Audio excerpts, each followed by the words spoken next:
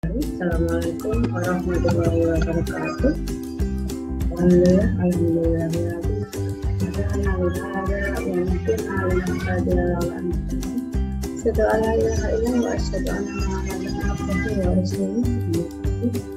Syukur kehadirat Allah Subhanahu wa Ta'ala.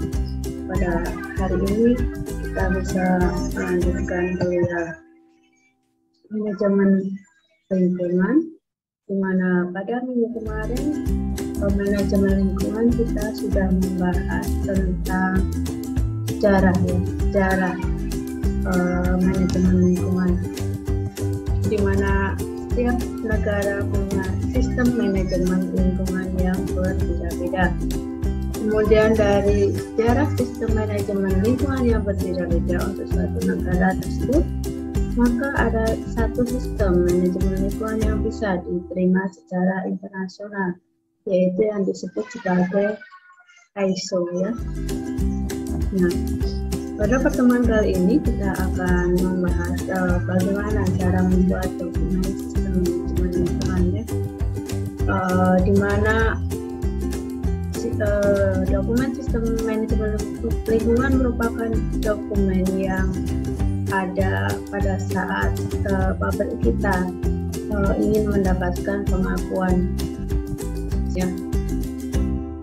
Seperti juga di perguruan tinggi, untuk menganggap suatu perguruan tinggi tersebut berbobot bermutu, maka diakreditasi oleh Badan Akreditasi Nasional ya, di mana di dalam poin-poin Badan Akreditasi Nasional perguruan tinggi tersebut sudah ada template-nya ya, sudah ada data-data apa saja yang diperlukan ketika kita ingin diakreditasi oleh Badan Akreditasi Nasional perguruan tinggi. Demikian juga pabrik kita, di mana pada saat pabrik kita itu akan diakreditasi sesuai dengan ISO, maka kita harus membuat dokumen tersebut. Berikut ini adalah contoh dokumen dari sistem manajemen lingkungan. Apakah sistem manajemen lingkungan itu? Setelah mempelajari materi sistem manajemen lingkungan ini, diharapkan mahasiswa dapat menjelaskan pengertian dari sistem manajemen lingkungan, kemudian menjelaskan tujuan sistem manajemen lingkungan, kemudian menjelaskan 5 langkah dalam sistem manajemen lingkungan, kemudian menjelaskan sistem manajemen lingkungan dalam siklus Deming. Kemudian kalian nanti diminta mengaplikasikan 5 langkah dalam sistem manajemen lingkungan tersebut dalam dokumen sistem manajemen lingkungan yang sederhana. Sini apakah pengertian dari sistem manajemen lingkungan?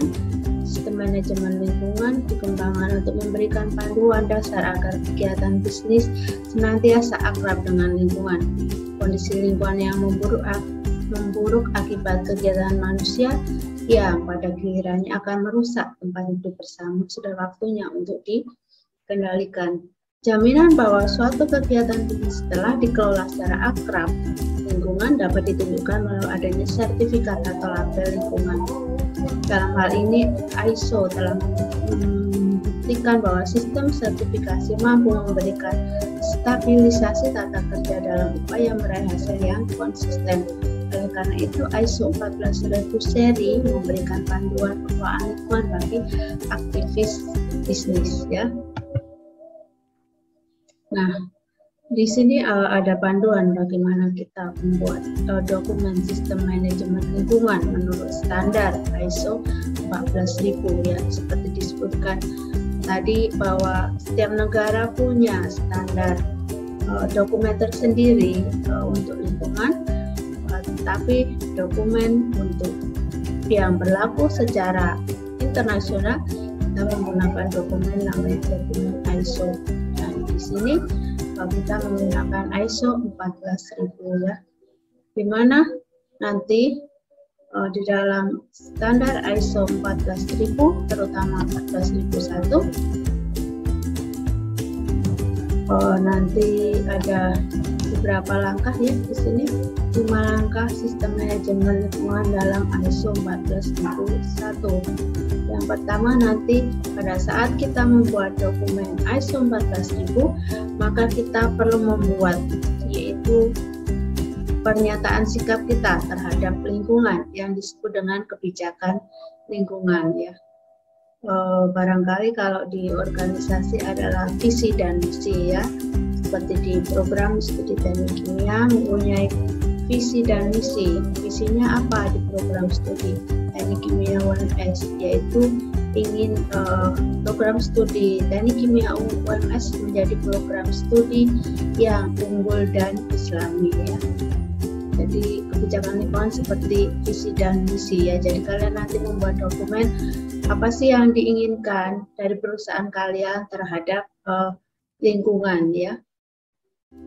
Kemudian langkah yang kedua dalam membuat dokumen sistem manajemen lingkungan yang sesuai dengan ISO 14000 adalah kita membuat perencanaan ya. Di dalam perencanaan itu terdapat beberapa dokumen, yaitu dokumen aspek lingkungan ya, persyaratan-persyaratan hukum dan lainnya ya, kemudian objek, tujuan dan target, kemudian program manajemen lingkungan itu sendiri. Kemudian langkah yang ketiga, ketika kita sudah membuat program manajemen lingkungan ya, langkah ketiga adalah implementasi dan operasi. Siapakah yang akan melaksanakan program kerja tersebut ya. Contohnya pasti kalau kalian berada di suatu organisasi, contohnya adalah misalnya keluarga mahasiswa teknik kimia UMS misalnya ya, sudah dibentuk kepengurusan, siapakah yang bertanggung jawab terhadap program kerja misalnya A ya, siapa yang bertanggung jawab terhadap program kerja B dan seterusnya. Begitu juga di dalam dokumen sistem manajemen lingkungan ada struktur dan tanggung jawab. Siapa yang bertanggung jawab terhadap kegiatan lingkungan yang diajukan di pabrik kita. Kemudian ada program pelatihan, kepedulian dan keahlian ya. Kemudian ada komunikasi, dokumentasi dari sistem manajemen lingkungan sendiri ya. Kemudian pengendalian dokumen, pengendalian operasional, tanggapan dan kesiapan keadaan darurat. Kemudian langkah yang keempat dari sistem manajemen lingkungan adalah tindakan pengecekan dan koreksi yang berupa pemantauan dan pengukuran, tindakan kesesuaian, koreksi dan pencegahan, pencatatan atau perekaman, kemudian audit sistem manajemen lingkungan, kemudian tinjauan manajemen ya. Audit sistem manajemen lingkungan mungkin kalau di program studi teknik kimia auditnya diadakan setahun 2 kali ya, disebut audit tengah semester dan audit akhir semester. Mungkin di tempat kalian juga ada, misalnya kalian berorganisasi, di situ ada audit ya, mungkin auditnya di tempat kalian dinyatakan dengan musyawarah kerja ya, setelah selesai berakhirnya masa kepengurusan kalian. Kemudian ada tinjauan manajemen ya, di UMS juga ada namanya rapat tinjauan manajemen ya. Setelah diaudit di semua program studi yang ada di UMS, nanti kaprodi-kaprodinya akan diundang oleh rektor atau wakil rektor 1 ya. Di situ diadakan rapat tinjauan manajemen ya. Akan diumumkan siapa sih kaprodi yang punya prestasi di bidang pendidikan ya. Kemudian diumumkan juga nilai-nilainya dari hasil audit tersebut. Kemudian diumumkan juga siapa program studi yang mempunyai prestasi di bidang penelitian begitu ya. Kemudian siapa program studi yang mempunyai prestasi di bidang pengabdian masyarakat. Di dalam selain menggunakan ISO 14001, sistem manajemen lingkungan juga bisa menggunakan siklus Deming ya, siklus Deming. yaitu pasti sudah selalu kalian lakukan ya di dalam organisasi, di mana jika menggunakan siklus Deming pasti kita akan melakukan yang pertama adalah langkah plan ya, inventory. Di sini kalau plan itu inventory, kemudian standar ya, dan persyaratan lainnya. Kemudian langkah yang kedua adalah do ya, do, melakukan ya, identifikasi aspek lingkungan, daftar aspek lingkungan ya, itu adalah tindakan do. Cek yaitu evaluasi pembobotan aspek lingkungan, yang termasuk kategori cek adalah evaluasi pembobotan aspek lingkungan, daftar aspek lingkungan penting atau signifikan aspek ya. Kemudian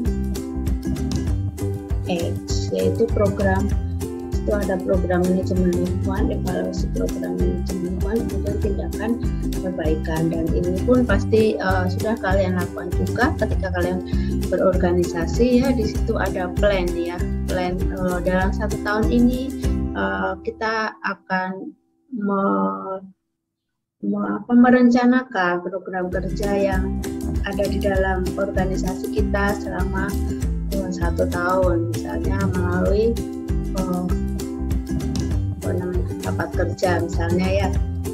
Kemudian di situ ada do, melakukan ya. Setelah direncanakan, kita bikin schedule, nanti kita kerjakan ya dari plan-plan kita ya. Kemudian kita evaluasi ya, evaluasi kenapa program ini kurang berhasil begitu kan ya.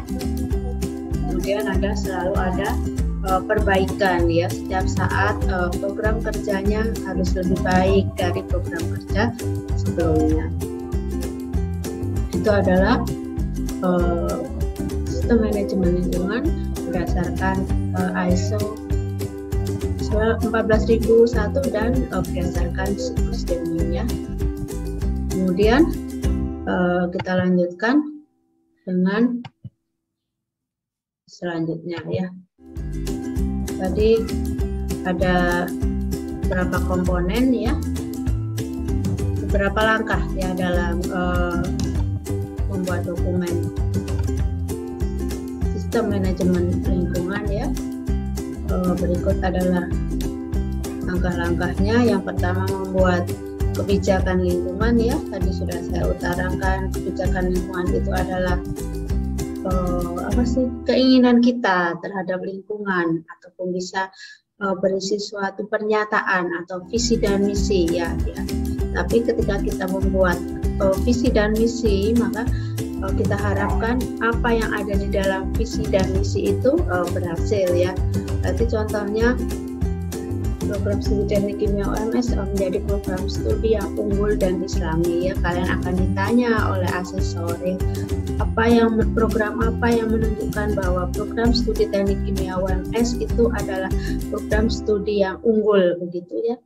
Kemudian pasti akan ditanya mana bukti bahwa program studi teknik kimia UMS itu adalah islami, dan juga harus dapat menunjukkan bukti tersebut. Demikian juga ketika kalian nanti mendirikan suatu perusahaan, disuruh membuat kebijakan lingkungan, maka harusnya itu tercapai di dalam pabrik kalian ya. Di sini perusahaan mempunyai kebebasan dan fleksibilitas untuk menentukan batas-batas penerapan sistem manajemen lingkungan dan dapat memilih untuk menerapkan standar ISO 14001 ini untuk seluruh perusahaan. Bila standar ISO 14001 ini diterapkan untuk suatu unit operasi atau kegiatan tertentu, kebijakan dan prosedur yang dibuat untuk bagian-bagian lain dari perusahaan dapat digunakan agar memenuhi persyaratan standar ISO 14000 ya. Di sini, apakah fungsi dari kebijakan lingkungan? Yaitu kebijakan lingkungan adalah membuat kebijakan lingkungan yang sesuai bagi organisasi ya. Kemudian mengidentifikasi persyaratan perundang-undangan dan peraturan yang relevan ya, mengidentifikasikan prioritas dan menentukan tujuan dan sasaran lingkungan yang sesuai ya, membuat struktur dan program untuk menerapkan kebijakan kebijakan dan mencapai tujuan dan sasaran. Kemudian memberikan kemudahan bagi perencanaan, pengendalian, pemantauan, tindakan koreksi, kegiatan audit dan pengkajian untuk menjamin agar kebijakan sesuai dengan sistem manajemen lingkungan, ya, mampu menyelesaikan terhadap situasi yang berubah, ya. Nah, nanti kalian diminta untuk membuat kebijakan lingkungan, di mana kalimat di dalam membuat kebijakan lingkungan di situ merupakan dari yang paling umum, ya, dari kalimat umum terlebih dahulu, ya, kemudian dilanjutkan kepada kalimat yang spesifik, ya. Semua perusahaan sebaiknya mempunyai paling sedikit satu pernyataan umum yang akan mencakup isu lingkungan yang utama. Isu ini tidak harus dinyatakan secara spesifik, namun dapat dinyatakan dalam konsepnya. Meskipun tim yang menangani kebijakan berbeda dengan tim yang menangani kesehatan karyawan dan lingkungan bila mereka dimasukkan dalam kebijakan lingkungan, ya. Ini adalah contoh pernyataan kebijakan lingkungan yang bersifat umum. Contoh berikut menggambarkan satu kemungkinan pernyataan kebijakan lingkungan jenis umum, ya. Nama perusahaan perlu dicantumkan bersama dengan tanda tangan direktur utama dan dewan direksi, ya. Jadi nanti setelah jadi di bawahnya diberi tanggal begitu, tanggal, tahun, kemudian ditandatangani oleh, berarti kalau di sini direktur utama dari perusahaan kita, ya. Ini adalah sangat umum sekali, ya, pernyataan di sini. Manajemen puncak berkeyakinan bahwa tidak ada aspek yang lebih penting daripada perlindungan lingkungan. Oleh sebab itu, kebijakan perusahaan adalah memberikan dan mempertahankan prosedur pengendalian lingkungan yang paling efektif untuk memenuhi suatu peraturan perundang-undangan yang berlaku dan melakukan apa saja yang memungkinkan untuk melindungi lingkungannya. Kemudian ini adalah contoh pernyataan kebijakan lingkungan yang bersifat spesifik, ya. Unsur-unsur perusahaan yang bersifat spesifik sebaiknya dimasukkan pula untuk menjadi pernyataan kebijakan di atas menjadi cukup berarti bagi perusahaan. Ini adalah contoh pernyataan kebijakan lingkungan yang bersifat spesifik, ya. Kita menggunakan kata kunci minimalisasi limbah, gitu, ya, kata kuncinya, ya. Kemudian kita rangkai kata kunci minimalisasi limbah menjadi suatu kalimat kebijakan lingkungan. Di sini minimalisasi limbah dilakukan oleh semua karyawan semaksimal mungkin di semua tempat kegiatan. Hal ini mempunyai nilai yang sangat penting terhadap lingkungan, terhadap keselamatan seluruh karyawan dan kesuksesan berkelanjutan dari seluruh operasi kita. Pengurangan bahan kimia dan limbah serta pembelian produk-produk yang dapat didaur ulang merupakan prioritas bagi semua karyawan. Usaha-usaha ini meliputi baik limbah berbahaya maupun limbah tidak berbahaya, seperti misalnya kertas, plastik, gelas, aluminium, dan karton. Seluruh karyawan harus bekerja sama untuk selalu mengusahakan secara serius minimalisasi limbah. Usaha ini mencakup pengurangan bahan, energi, dan air, daur ulang, penggunaan kembali, dan pengolahan serta semua berusaha melindungi lingkungan dan keselamatan karyawannya, ya. Itu contohnya, ya. Kemudian langkah berikutnya dari sistem manajemen lingkungan adalah dengan mencakup, yang pertama adalah identifikasi aspek lingkungan dan evaluasi dampak lingkungan yang terkait, ya. Di sini aspek lingkungan, ya. Tadi setelah membuat pernyataan kebijakan, kemudian kita lanjutkan dengan langkah kedua adalah mengidentifikasi aspek lingkungan, ya. Dalam ISO 14000, lingkungan didefinisikan sebagai keadaan sekeliling tempat organisasi beroperasi, termasuk udara, air, tanah, sumber daya alam, flora, fauna, manusia, dan keterkaitannya. Dalam ISO 14000, aspek lingkungan adalah unsur dari suatu kegiatan, produk, atau jasa, sehingga organisasi tersebut dapat mengendalikan dan dengan prosedur ini dapat diharapkan mempunyai suatu pengaruh agar dapat menentukan hal-hal yang mempunyai atau dapat mempunyai dampak penting pada lingkungan. Organisasi harus menjamin bahwa aspek yang berkaitan dengan dampak penting ini dipertimbangkan dalam menyusun tujuan lingkungan ya. Aspek lingkungan ya. Tentu di sini aspek tadi apa kata kuncinya? Unsur dari suatu kegiatan, produk atau jasa sehingga organisasi tersebut dapat mengendalikan. Proses untuk mengidentifikasi aspek lingkungan penting yang terkait dengan kegiatan pada unit operasi bila relevan sebaiknya memperhatikannya. Ini adalah contoh aspek lingkungan ya. Berarti kalian identifikasi nanti aspek lingkungan itu dampak apa yang ada di dalam pabrik kalian terhadap lingkungan ya. Misalnya timbulnya limbah ya, kemudian mungkin ada limbah cair, jadi di sini pembuangan air limbah, pembuangan air kelontar limbah, sumber emisi gas yang besar, emisi buang kendaraan, operasi penggunaan zat kimia, operasi penggunaan air, operasi penggunaan energi, penggunaan sumber daya alam, produk yang sudah lama, dan pembuangan produk ya. Kemudian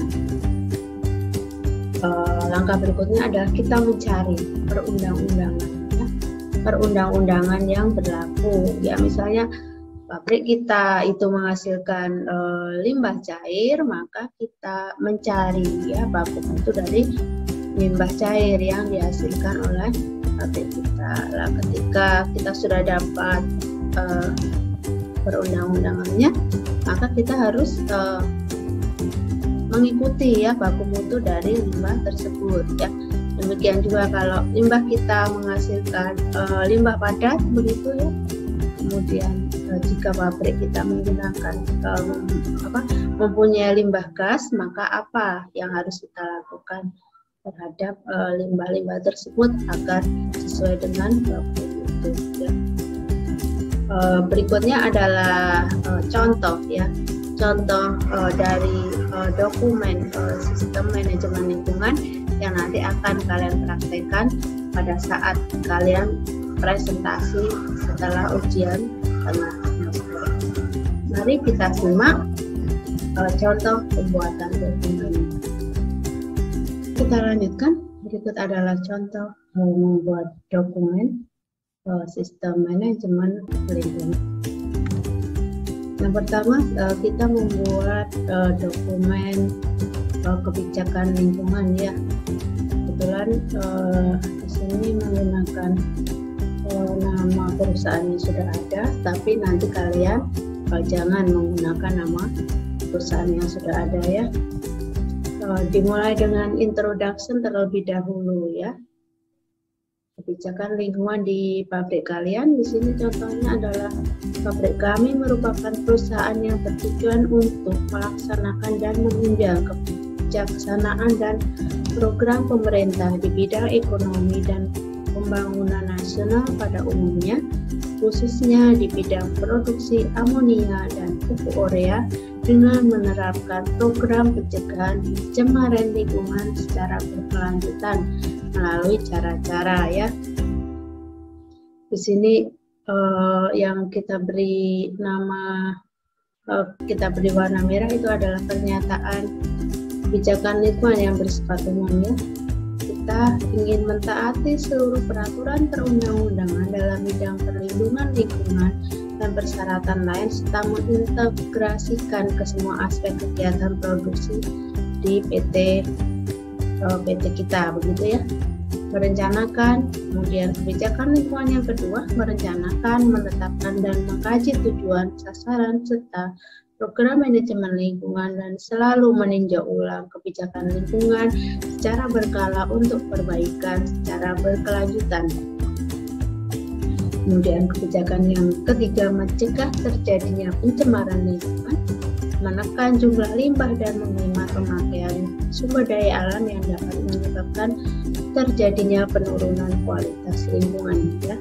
Kemudian yang pernyataan yang keempat ini adalah pernyataan dari kebijakan lingkungan yang bersifat umum khusus ya, mendorong para mitra kerja, kontraktor, supplier dan stakeholder lainnya untuk meningkatkan kepedulian terhadap lingkungan, mengkomunikasikan kebijakan lingkungan kepada seluruh karyawan dalam level organisasi, mitra kerja, maupun masyarakat sekitar. Kemudian manajemen menjamin bahwa kebijakan lingkungan ini didokumentasikan, dipahami, diterapkan, dipelajari, dan menjadi kerangka acuan dalam penetapan tujuan, sasaran, dan program manajemen lingkungan dan bersifat terbuka untuk seluruh level organisasi, mitra kerja, dan masyarakat umumnya. Kemudian ini kalian tanda tangani, kalian beri tempat dan tanggal sesuai dengan tanggal presentasi dari tugas ini, begitu ya. Kemudian setelah membuat kebijakan, kita membuat identifikasi aspek lingkungan ya. Di sini dinyatakan bahwa identifikasi aspek lingkungan menentukan kategori kegiatan, yaitu kegiatan industri untuk kegiatan produksi. Dalam kegiatannya diperiksa adanya dampak maupun potensi terjadinya dalam keadaan normal, abnormal, dan darurat. Di sini identifikasi aspek lingkungan, nanti kalian ikuti saja ya template-nya ya, di situ sudah ada template-nya. Identifikasi apa saja yang perlu kalian analisis di situ. Di sini berkaitan dengan penggunaan bahan baku, bisa sumber daya alam, listrik, air maupun bahan bakar. Kemudian emisi pencemar ke udara, itu identifikasi yang kedua. Kemudian pelepasan limbah ke badan air, kontaminasi ke tanah, isu-isu masyarakat dan lingkungan lokal, serta kebisingan, begitu ya. Kemudian setelah menentukan identifikasi aspek, langkah berikutnya adalah kita melakukan evaluasi pembobotan aspek lingkungan ya. Ini juga sudah ada template-nya, jadi kalian tidak usah mencari jenis penilaian yang lain ya. Nanti untuk evaluasi pembobotan aspek lingkungan, kita menggunakan rumus sebagai berikut ya. Sudah ada gan S ditambah 0,085 dikalikan L ditambah 0,33 dikalikan dengan B. Apakah N? N adalah nilai signifikansi aspek lingkungan ya. Kemudian yang F adalah nilai kuantitatif frekuensi dampak. Kemudian S adalah nilai kuantitatif lingkup sebaran dampak. Kemudian B-nya adalah nilai kuantitatif tingkat bahaya dampak. Dan L-nya adalah banyaknya komponen lingkungan yang terkena dampak ya. Tabel di atas F ya, nilai kuantitatif frekuensi dampak. Di situ kapan kita akan memberi nilai 1, kapan kita akan memberi nilai 2, kapan kita akan memberi nilai 3, 4, dan 5 ya, nilai frekuensi dampak. Di sini sudah ada tabelnya ya. Jika setelah kita identifikasi, kemudian kita mendapatkan aspek lingkungan yang terkena dampak, maka kita nilai ya. Jika frekuensinya limbahnya, misalnya limbah cair, terjadi sekali atau lebih dalam setahun, maka nilainya 1. Kan tidak mungkin kan ya, karena pabrik kita beroperasi selama 24 jam, selama 3 shift, berarti kan tidak mungkin nilai frekuensi dampaknya akan 1 ya, karena nanti pabrik kita itu akan beroperasi setahun sekali saja, begitu ya, sehingga nilainya 1. Kemudian terjadi tiap bulan atau lebih dari sekali dalam setahun, berarti limbah kita itu kalau kita beri nilai 2, itu limbahnya hanya dibuang atau dihasilkan 1 bulan, setiap bulan saja ya, berarti pada saat berproduksi hanya sebulan sekali saja, berarti nilainya 2 ya. Pabrik kita beroperasi seminggu sekali, sehingga di situ limbah yang dihasilkan hanya tiap minggu saja, sehingga kita beri nilai 3 ya. Kemudian terjadi setiap hari atau lebih dari sekali dalam seminggu, kita beri nilai 4 ya. Sedangkan jika pabrik kita beroperasi 24 jam, tentu saja limbahnya terjadi secara terus-menerus ya. Nilai kuantitatif frekuensi dampak negatif pastinya akan berbeda ya dengan pabrik kimia yang beroperasi 24 jam, akan berbeda. Nanti kalau misalnya kalian menganalisis, membuat dokumen sistem manajemen lingkungan, di mana di situ yang digunakan adalah pabrik gula. Ya, pabrik gula itu kan dia beroperasinya tidak berdasarkan musim ya, musim tanam ya. Jadi pabrik gula itu nanam 6 bulan, kemudian 6 bulan kemudian itu adalah baru ada proses penggilingan ya. Tentu saja nilai kuantitatif frekuensi dampak negatif itu tidak sama antara pabrik gula dengan pabrik yang menggunakan bahan kimia itu. Dan nilai kuantitatif lingkup sebaran dampak ya, saya tadi menghasilkan limbah cair ya. Kalau limbahnya hanya dalam area unit produksi saja kurang lebih 100 meter, maka akan kita beri nilai 1, begitu ya. Kalau dalam lingkup pabrik limbahnya hanya di paparannya hanya dalam lingkup pabrik saja kurang lebih 500 meter, itu kita beri nilai 2 ya. Kemudian sampai dengan kawasan industri maka kita beri nilai 3. Sedangkan kalau misalnya pabrik kita, limbah dari pabrik kita memberikan efek sampai dengan tingkat regional ya, atau mungkin tingkat nasional karena pabrik kita berbatasan ya, misalnya di Kalimantan berbatasan dengan Malaysia misalnya ya, sehingga di situ akan menimbulkan efek terhadap negara lain, sehingga nilai kuantitatif lingkup sebaran dampaknya akan menjadi 5 gitu ya. Nilai kuantitatif banyaknya komponen lingkungan yang terkena dampak ya. Di sini hanya ada satu komponen lingkungan saja yang terkena dampak, maka nilainya 1 ya. Jika ada 2 komponen lingkungan yang terkena dampak, maka nilainya adalah 2. Jika ada 3 komponen lingkungan yang terkena dampak, maka nilainya adalah 3.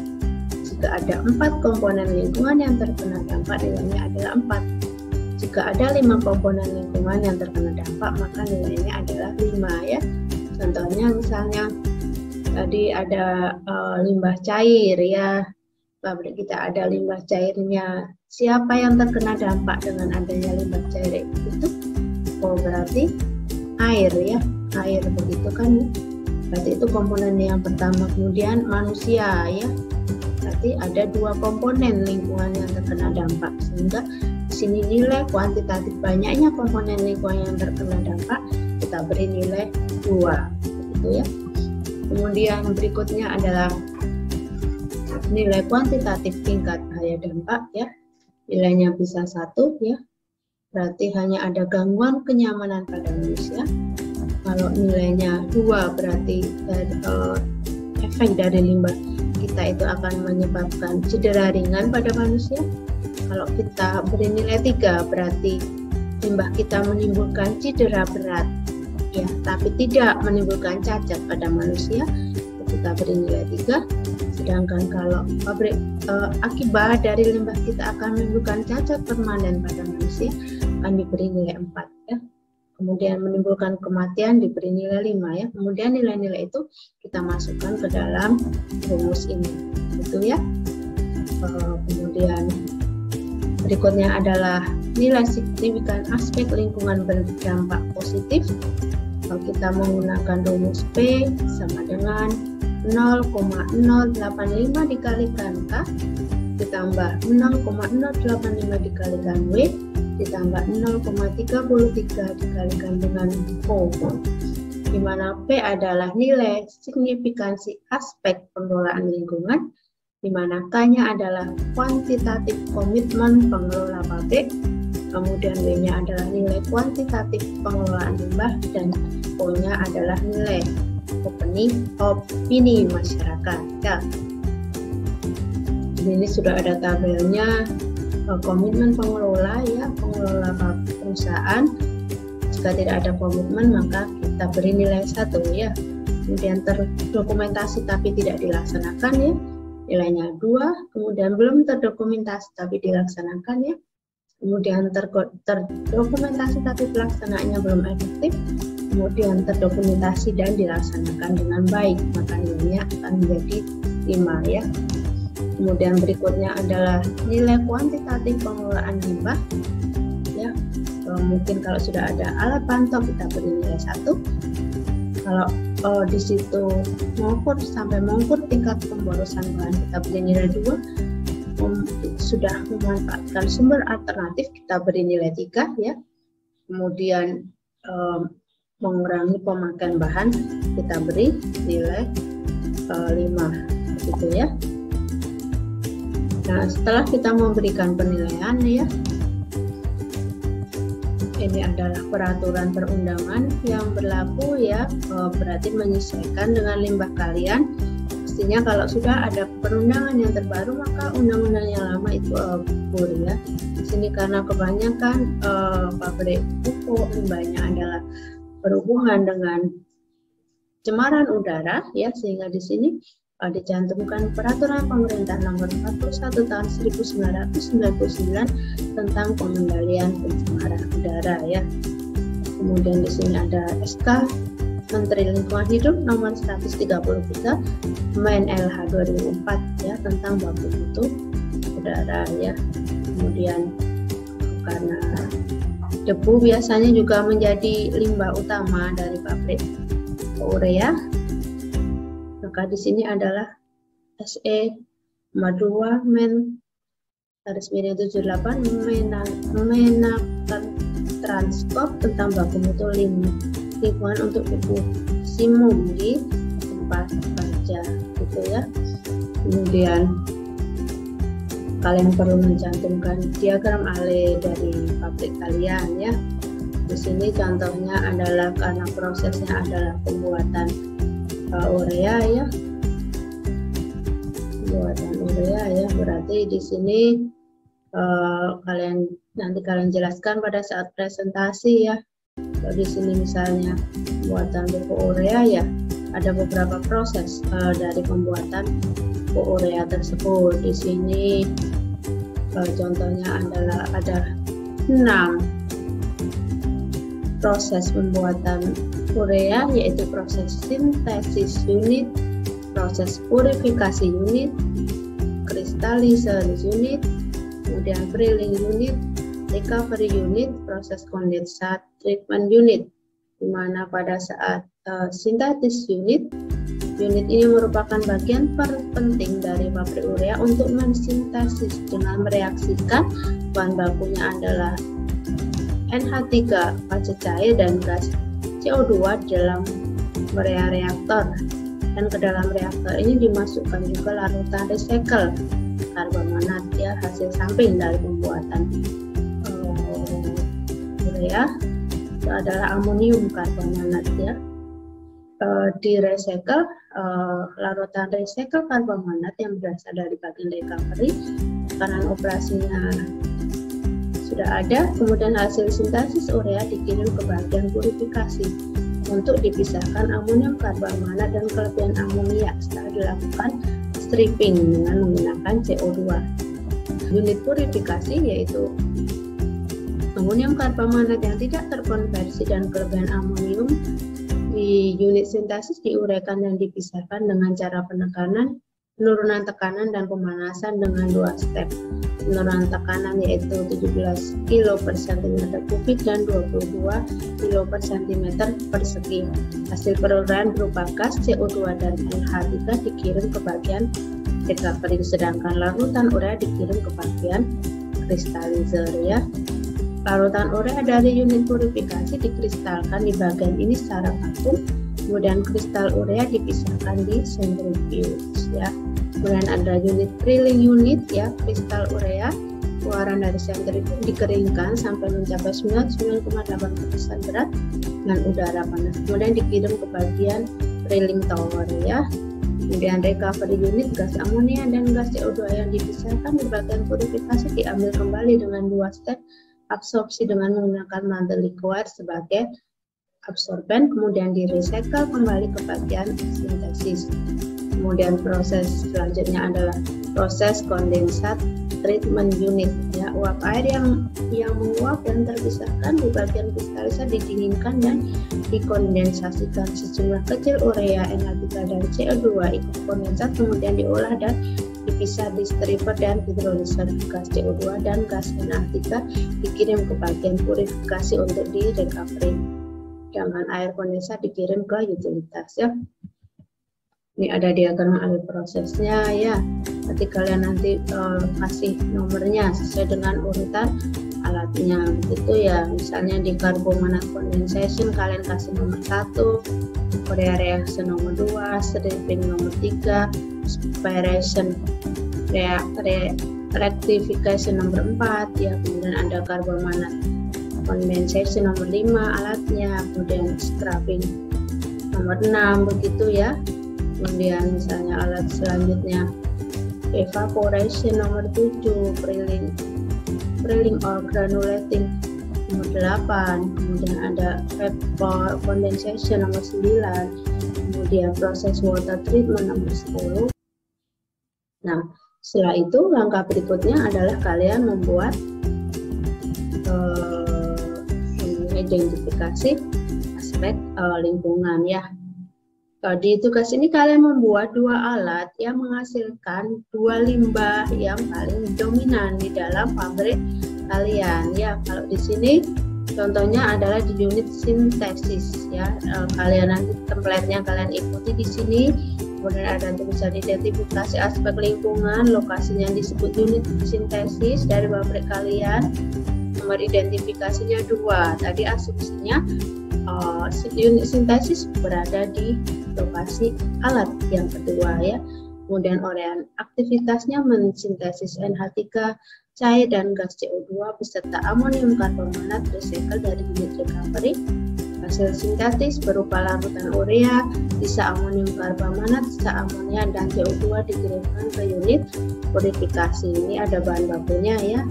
Karena masuk ke unit sintesis, maka di sini bahan bakunya NH3 cair, gas CO2, amonium karbonat. Energinya menggunakan listrik. Kalau kalian baca di literatur, kalau misalnya ada kondisi operasi proses, maka kalian letakkan di sini ya kondisi operasi prosesnya. Kemudian di sini ada produknya ya. Produknya urea, sisa amonium karbonat, karbamat, sisa amonia, sisa CO2 ya.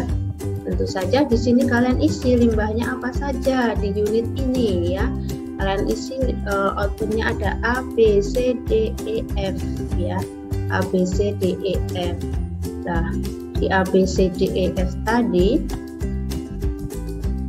kriterianya adalah jika menggunakan bahan baku dan sumber daya alam, maka di sini kalian tuliskan ya. Kemudian jika ada emisi ke udara, kalian tuliskan emisinya berupa apa. Di sini adalah gas amonia dan CO2. Kemudian C, karena dia lebih ke udara ya, sehingga yang limbah C-nya di kotak C-nya tidak kita isi. Kemudian D-nya kontaminasi ke tanahnya tidak kita isi. Di sini tidak ada limbah yang kontaminasi ke tanah ya. Kemudian ada isu-isu masyarakat dan lingkungan lokal ya, barangkali ada bau ya dari limbah yang kita hasilkan. Begitu ini berarti kalian membuat 2 kotak ini ya, karena yang diminta hanya 2 alat proses saja. Berarti kalian nanti cari satu lagi identifikasinya ya. Contohnya berarti di bawahnya misalnya ya. Kemudian di sini ini tadi yang dimasukkan organisasi ya, siapa yang membuat dokumen ini, siapa yang menyetujui ya. Kalau ada revisi di sini ada R berapa ya, jadi ada tanggal R0 berarti belum direvisi. Kalau ada revisi pertama R1, kemudian R2 dan seterusnya. Ya, yang berikutnya adalah misalnya di unit purifikasi ya, unit purifikasi bahan bakunya tadi ada larutan urea sudah jadi ya, kemudian sisa amonium karbonat, sisa amonia, sisa CO2, kemudian energinya listrik ya. Produknya adalah urea. Kemudian yang menjadi limbah adanya di udara ya, yaitu emisi gas amonia dan CO2. Barangkali bau ya. Nanti diingat-ingat tadi di atas itu ada 2 limbah, begitu ya. Kemudian di kotak bawah juga ada 2 limbah ya. Limbah yang ada di atas itu ada di alat, kita sebut alat nomor 2 di bagian B. Berarti nanti kita membuat langkah selanjutnya disebut dengan B2 dan E2 begitu ya, karena limbahnya ada di B dan ada di E begitu ya. Kemudian ini tadi limbahnya juga sama di alat purifikasi, itu limbahnya ada di B dan di E begitu. Kemudian setelah itu kalian buat penilaiannya. Sini ya penilaiannya ya, daftar dan evaluasi aspek penting di sini. Tadi ada B2 berarti alat nomor 2, kolom B begitu ya, nama aspeknya berarti tadi emisi gas amonia dan CO2 pada unit sintetis. Kemudian kalian beri penilaian di sini ya, penilaian faktor negatifnya, S-nya tadi berapa, L-nya, B dan F-nya. Kemudian kalian masukkan rumus menjadi penilaian faktor negatif di sini ya. Di sini nanti ada angkanya begitu kan ya. Kemudian ini juga kalian masukkan angkanya ya. Ini sebaiknya dibuat dengan menggunakan Excel begitu ya. Kemudian ada nilai P-nya. Ini karena hanya ada 2 alat, berarti nanti kita potong ya sampai 2 alat proses saja ya. Kemudian di kolom di alat B, di kolom E itu ada bau yang timbul dari unit sintesis. Kemudian kita beri nilai begitu kan ya. Kemudian misalnya unit purifikasi adalah alat nomor 11 misalnya ya. Tadi di sini dikasih B11 ya, emisi gas amonia dan CO2 pada unit purifikasi. Kemudian kalian beri nilai ya. Kemudian bau yang timbul dari unit sintesis kalian beri nilai gitu ya. Nanti di sini kan akan muncul angka-angka ya, angka-angka yang berbeda ya. Berarti semakin tinggi angkanya berarti menunjukkan bahwa di alat itu yang sebaiknya kita dahulukan untuk kita dahulukan penanganannya ya. Kemudian kita lanjutkan dengan ini ya, ini namanya tujuan, sasaran dan program manajemen lingkungan ya. Tadi apa sih di unit mungkin ada emisi debu ya, apa aspeknya ini sampai B13 ya. Tadi kita hanya ini berarti di alat nomor 15 ya. Ada alat yang ini semuanya nomornya besar-besar ya. Kalau di sini misalnya berarti kalian bikin template-nya saja, nomor program, nomor aspek, bagiannya mana, kemudian aspek tujuan ya, tadi mengendalikan emisi debu urea dan gas amonia pada unit drilling pada proses produksi urea, sasarannya mengurangi emisi debu urea dan amonia, kemudian kinerja sebelumnya. Lah ini program kerjanya apa saja yang berkaitan dengan emisi debu urea, kemudian target waktunya yang di sini pembiayaan dan estimasi dananya tidak usah kalian isi begitu ya. Program untuk menangani emisi debu ya di sini berupa alat-alat semua ya, tidak harus berupa alat ya begitu ya. Kalau di sini memasang alat monitor emisi debu urea dan amonia ya, menempatkan backhouse pada beberapa titik tertentu sepanjang area, menutup area screening sehingga mengurangi terbalnya debu urea ya, menutup area conveying ya. Berarti karena di sana tadi ada 2 alat dan menghasilkan 4 limbah, berarti kalian membuat kotak ini sebanyak 4 itu ya. Demikian materi pada hari ini, yaitu tentang membuat dokumen sistem manajemen lingkungan yang ada di, kalau di contoh ini adalah di pabrik urea. Berarti silakan kalian lanjutkan membuat sistem dokumennya untuk pabrik yang kalian akan dijadikan untuk presentasi. Dari Surakarta, Jawa Tengah, saya Emi Rawati mengucapkan terima kasih atas perhatiannya. Mohon maaf atas segala kekurangan saya. Assalamualaikum warahmatullahi wabarakatuh.